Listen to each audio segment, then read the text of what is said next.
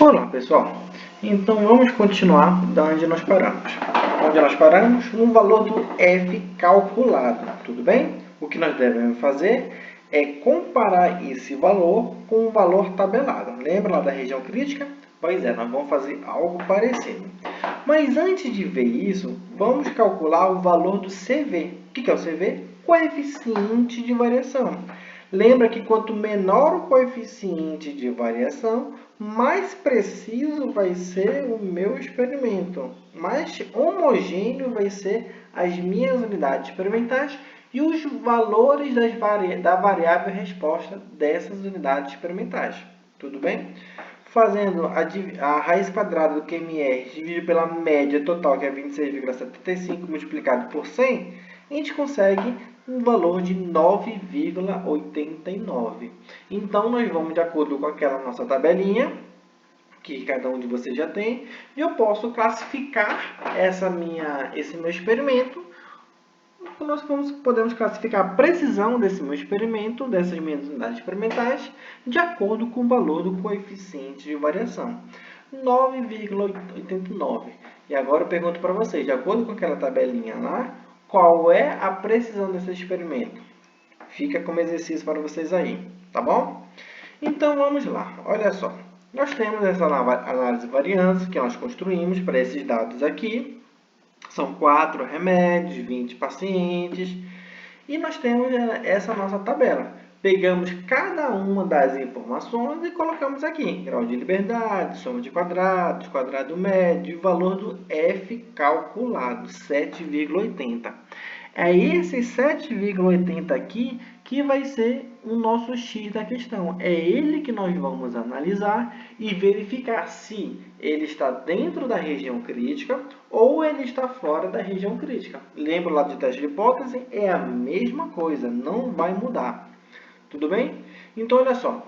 Antes de iniciar a interpretação desse valor do F calculado, a gente tem que aprender como é que encontra o valor tabelado.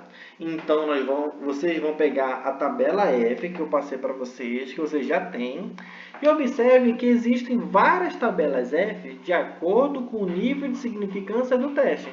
Nós temos para 10%, para 5%, para 1%, para vários níveis de significância. Cada tabela é para um específico nível de significância. Tudo bem? Então, olha só. O valor do F, como foi que a gente construiu o valor do F calculado?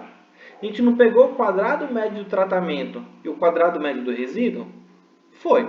A gente fez essa divisão, não foi?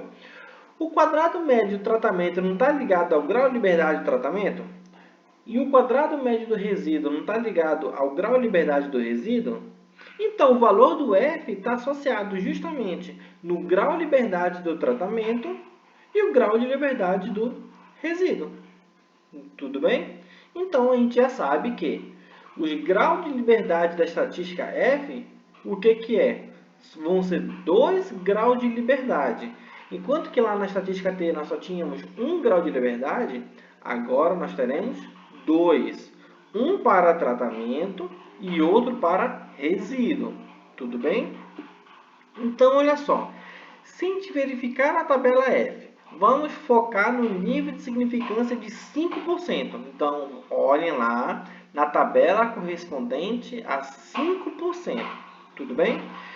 As colunas é o grau de liberdade do tratamento. Tudo bem? Então, nós temos lá o grau de liberdade, certo? 2, 3, 4, 5, 6 e por aí vai. As colunas são o grau de liberdade do tratamento. E as linhas correspondem ao grau de liberdade do resíduo. Tá bom? E quais são os graus de liberdade desse experimento que nós estamos fazendo aqui agora? Não é 3 para tratamento e 16 para o resíduo? Então, nós vamos lá na coluna 3 para grau de liberdade do tratamento e na linha 16 do grau de liberdade do resíduo. E lá a gente encontra o valor de 3,24. Tudo bem? Então, olha só. A curva da estatística F, ela não é igual a T, que não é igual a Z. Lembra que a T e a Z ela é simétrica? Ou seja, nós temos o zero no meio e a direita tem mais infinito e a esquerda menos infinito? Pois bem, aqui na estatística F não temos um mais infinito e menos infinito. Por quê? Porque no eixo inicial é o zero. Começa do zero e vai até o mais infinito. Ou seja, é impossível ter valores negativos. Ele vai do zero até o infinito. Tudo bem?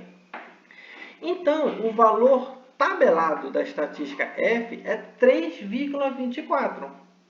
Então, tudo que está acima desse valor está dentro da região crítica. Tudo bem? Então, olha só, começa do zero e vai até o mais infinito. Certo?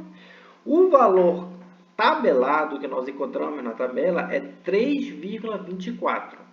Então, todos os outros valores acima de 3,24 até o infinito está tudo dentro da região crítica. E do zero até o 3,24 não está na região crítica. Tudo bem? Então, o que a gente vai fazer? Se o valor crítico do f, certo? Se o valor crítico do f for menor do que o valor do f calculado, ou seja, se o valor que eu calculei de f estiver dentro da região crítica, a gente vai rejeitar a hipótese de que as médias são iguais. Tudo bem? Olha só, nós não temos uma região crítica. Se o valor que nós calculamos estiver dentro dessa região crítica, a gente rejeita a hipótese nula. Caso contrário, a gente não rejeita a hipótese nula.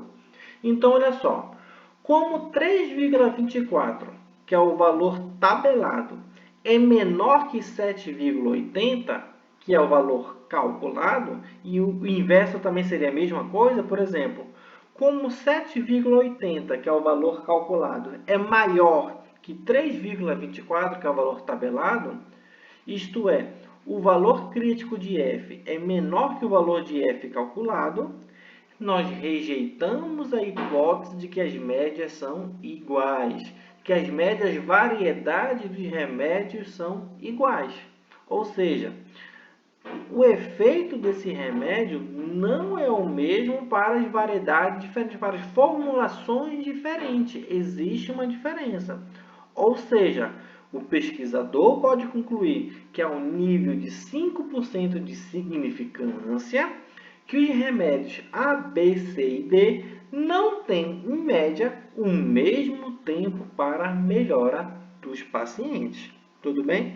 Essa é a interpretação que nós devemos ter na análise de variância.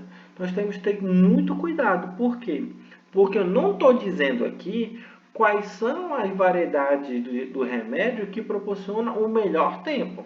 E sim que pelo menos um deles tem uma diferença, que é o mesmo que dizer que não tem o mesmo tempo para melhora. Tudo bem? Por que eu não posso dizer qual que remédio tem o menor tempo? Não é só ver pela média, professor. Quem tem a menor média tem o melhor tempo? Não. Por quê? Porque eles podem ser estatisticamente iguais. Existem outros testes de hipótese um pouco mais complexos para verificar quais desses remédios A, B, C e D têm o melhor tempo para a resposta. Ou, por exemplo, qual o pior deles, que seria qual que demora mais para a cura do paciente. São outros testes de hipótese. Por exemplo, tem um teste que é chamado de teste Tuck, tem um teste de Dunet, teste de Sheffer, Duncan. São vários outros testes que nós não vamos ver nesse nosso curso. Tudo bem? Nesse nosso curso aqui é apenas para verificar se as médias são iguais ou se pelo menos uma delas se difere das demais. Tudo bem? Por quê? Porque a análise de variância nada mais é do que um teste de hipótese para mais de duas médias. Quando a gente tinha apenas uma média, a gente fazia o quê? A gente comparava se essa média era igual a determinado valor ou não. Quando a gente tinha duas médias e queria comparar, o que eu queria fazer? Se essa primeira média é igual à segunda média, ou, por exemplo, se é maior que a segunda, dependendo do que o pesquisador quer. E quando eu tenho mais do que duas médias, eu não vou fazer mais um teste T para uma média ou duas médias. Eu vou fazer a análise de variância, que nada mais é do que um teste F.